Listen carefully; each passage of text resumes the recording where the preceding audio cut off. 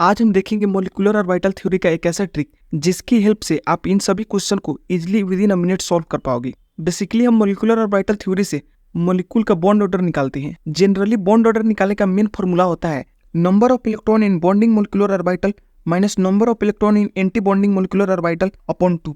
अगर हम इस फॉर्मूला से बॉन्ड ऑर्डर निकालेंगे तो काफी लेंदी और टाइम कंज्यूमिंग होता है। इसलिए मैं आज आपको एक ऐसा ट्रिक बताऊंगा जिसके बाद आप किसी भी मॉलिक्यूल का बॉन्ड ऑर्डर इजीली निकाल पाओगे। सबसे पहले आपको एक माउंटेन लाइक स्ट्रक्चर बना लेना है। इसके बाद इसके ऊपर 6 हॉरिजॉन्टल लाइन ड्रॉ करना है। सबसे ऊपर पीक पे आपको 14 लिखना है। देन लेफ्ट साइड में 13, 12, 11, 10, 9 और 8 लिखना है। सिमिलरली राइट साइड में 15, 16, 17, 18, 19 और 20 लिखना है। यह जो 8 से लेकर 20 तक नंबर है यह मॉलिक्यूल का total number of electron show कर रहा है। और 14 के पास 3 लिखना है। 3 में से -0.5 माइनस करके लिखते चले जाना है। 13 के पास 2.5, 12 के पास 2, 11 के पास 1.5, 10 के पास 1, 9 के पास 0.5 और 8 के पास 0। सिमिलरली राइट साइड में 15 के पास 2.5, 16 के पास 2, 17 के पास 1.5, 18 के पास 1, 19 के पास 0.5 और 20 के पास 0 लिखना है। ये 3 से लेकर 0 तक जो नंबर है यह बॉन्ड ऑर्डर को शो कर रहा है। इट मीन्स अगर किसी मॉलिक्यूल के पास टोटल नंबर ऑफ इलेक्ट्रॉन 14 है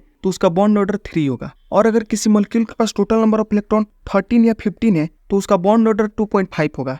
सिमिलरली अगर किसी मॉलिक्यूल के पास टोटल नंबर ऑफ इलेक्ट्रॉन 12 या 16 है तो उसका बॉन्ड ऑर्डर 2 होगा। अगर किसी मॉलिक्यूल का टोटल नंबर ऑफ इलेक्ट्रॉन 11 या 17 है तो उसका बॉन्ड ऑर्डर 1.5 होगा। अगर किसी मॉलिक्यूल का टोटल नंबर ऑफ इलेक्ट्रॉन 10 या 18 है तो उसका बॉन्ड ऑर्डर 1 होगा। अगर मॉलिक्यूल का टोटल नंबर ऑफ इलेक्ट्रॉन 9 या 19 है तो उसका बॉन्ड ऑर्डर 0.5 होगा। अगर मॉलिक्यूल का टोटल नंबर ऑफ इलेक्ट्रॉन 8 या 20 है तो उसका बॉन्ड ऑर्डर 0 होगा। एग्जाम्पल, यहाँ O2 पे +1 चार्ज है, सो यहाँ टोटल नंबर ऑफ इलेक्ट्रॉन 16 - 1 यानी 15 होगा, सो इसका बॉन्ड ऑर्डर 2.5 होगा। यहाँ O2 पे -1 चार्ज है तो इसके पास टोटल 17 इलेक्ट्रॉन है, सो इसका बॉन्ड ऑर्डर 1.5 होगा। यहाँ O2 पे -2 चार्ज है तो इसके पास टोटल इलेक्ट्रॉन 18 होगा, सो इसका बॉन्ड ऑर्डर 1 होगा। यहाँ O2 के पास टोटल 16 इलेक्ट्रॉन है, सो इसका बॉन्ड ऑर्डर 2 होगा। N2 के पास टोटल 14 इलेक्ट्रॉन है, सो इसका बॉन्ड ऑर्डर 3 होगा।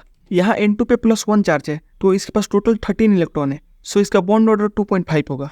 Bond order of molecule is directly proportional to the bond strength of the molecule and inversely proportional to the bond length of the molecule. यानी अगर किसी molecule का bond order बढ़ेगा तो उसका बॉन्ड स्ट्रेंथ भी बढ़ेगा लेकिन उसका बॉन्ड लेंथ छोटा होगा। अब पैरामैग्नेटिक और डायमैग्नेटिक नेचर ऑफ मॉलिक्यूल देखते हैं। अगर मॉलिक्यूल के पास टोटल नंबर ऑफ इलेक्ट्रॉन 10 होगा या 16 होगा या ऑड नंबर होगा देन वह मॉलिक्यूल पैरामैग्नेटिक नेचर का होगा। और यदि किसी मॉलिक्यूल का total number of electron even number का होगा एक्सेप्ट 10 एंड 16 देन वह मॉलिक्यूल डायमैग्नेटिक नेचर का होगा।